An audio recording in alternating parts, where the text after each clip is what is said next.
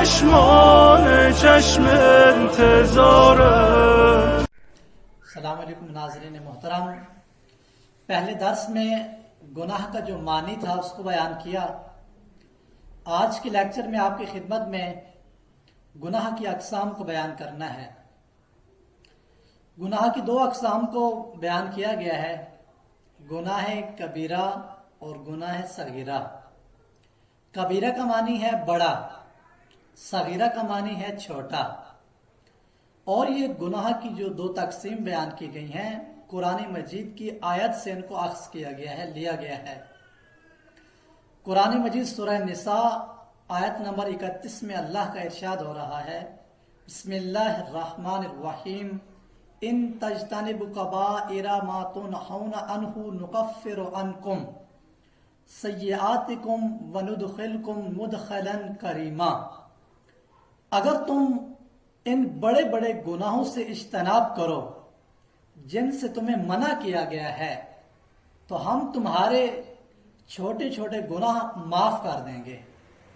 اور اس کے علاوہ کیا کریں گے اے پروردگار؟ تو اللہ نے فرمایا کہ جب تم بڑے گناہوں سے اجتناب کرو، پرہیز کرو، تو ہم تمہیں ایک اجر یہ دیں گے کہ تمہارے چھوٹے گناہ بخش دیں گے. اور اس کے بعد کیا ہوگا؟ وَنُدْخِلْكُمْ مُدْخَلًا كَرِيمًا، اور تمہیں عزت کے مقام میں داخل کر دیں گے، ہم تمہارے مقام کو بڑا کر دیں گے. اور سوال یہ ہے کہ ہم گناہ کبیرہ کو کیسے پہچانیں گے؟ تو 5 معیار بتائے گئے ہیں گناہ کبیرہ کو پہچاننے کے لیے. سب سے پہلا معیار یہ ہے کہ ہر وہ گناہ کبیرہ ہے، بزرگ گناہ ہے کہ جس کے لیے اللہ نے عذاب کا وعدہ کیا ہے. دوسرا معیار اور پہچان یہ ہے کہ ہر وہ گناہ کبیرہ ہے کہ جس کے لیے اللہ نے حد بیان کی ہے. مثلا شراب پینا، اس کی اللہ نے ایک حد بیان کی ہے.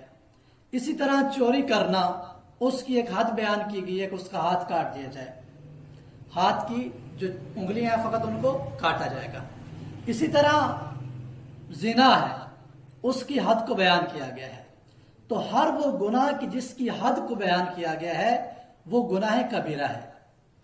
اسی طرح ہر وہ گناہ جو دین کی اہمیت کو ختم کرنے کا سبب بنے وہ بھی گناہ کبیرہ ہے. اسی طرح وہ گناہ کہ جس کی حرمت اور جس کا بڑا ہونا کسی دلیل سے ثابت ہو. اب وہ دلیل روایت سے ثابت ہوگی یا قرآن کی کسی آیت سے. اور اسی طرح 5واں معیار یہ ہے کہ جس کے انجام نہ دینے پر قرآن اور سنت نے سخت منع کیا ہے.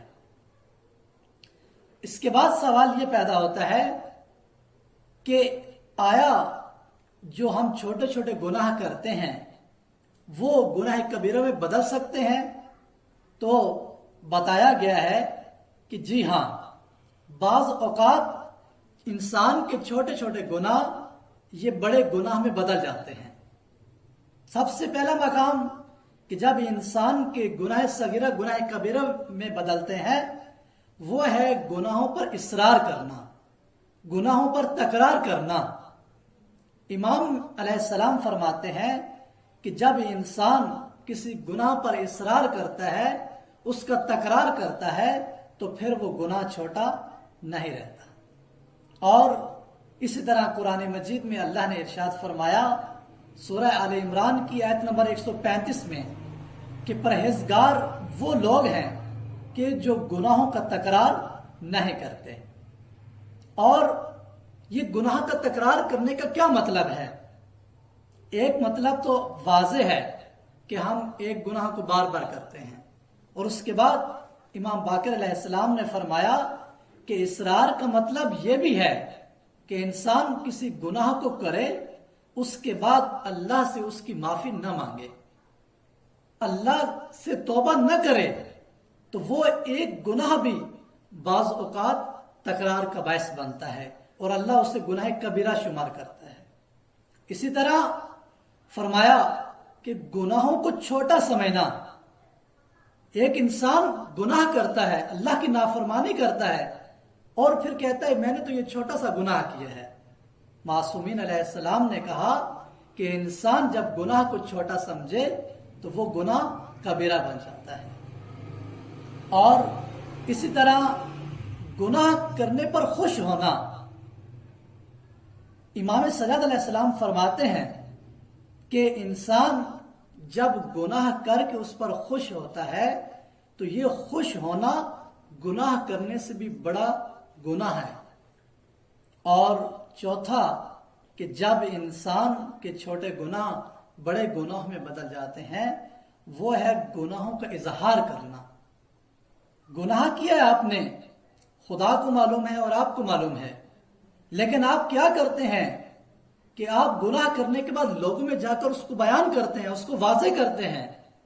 تو امام علی علیہ السلام ارشاد فرماتے ہیں کہ گناہوں کو ظاہر کرنے سے پرہیز کرو، کیونکہ یہ سخت ترین گناہوں میں سے ہے۔ ہم دعا کرتے ہیں کہ اللہ تعالی ہم سب کو گناہ کبیرہ اور صغیرہ سے بچنے کی توفیق عطا فرمائے۔ والسلام علیکم ورحمۃ اللہ وبرکاتہ۔